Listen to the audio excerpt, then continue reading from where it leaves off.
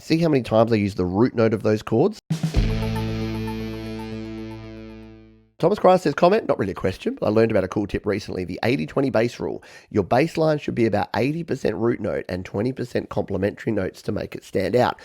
This is great. This is an excellent rule. I've not heard it, but I would agree, because the best bass parts that I've ever created have been where it does sit around the bass note, the root note. If you're not familiar with that is, let's just say you're playing something in G. In fact, let's do an example of this. So what Thomas is saying with this, with your bass sound, so let's just, we'll bring this, so here's this piano.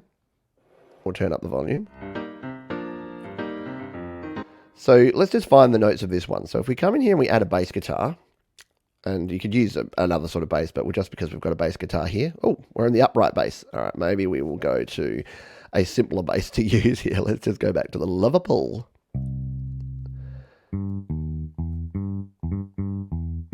Oh, we got the notes. All right, so we're in the major blues scale here. We'll just turn that off so that we can. So it looks like we're in like a C. We're in a C minor thing here. So what Thomas is saying, if I was going to write a bass line for this to go along with this piano,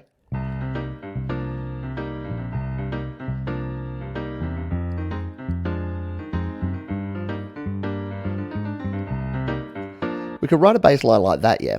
And that's using a lot. See how many times I use the root note of those chords? So it just hangs out on those root notes a lot. So if we turn this up and take a listen.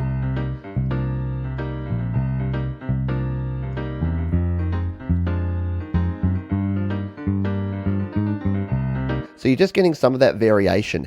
If you were to do something, I like this, Thomas. I'm definitely going to be exploring this, because I like the concept of the whole 80%. Let's just do something that might be a mistake with this. If we were going to play something a little bit too intense, let's just do like this sort of.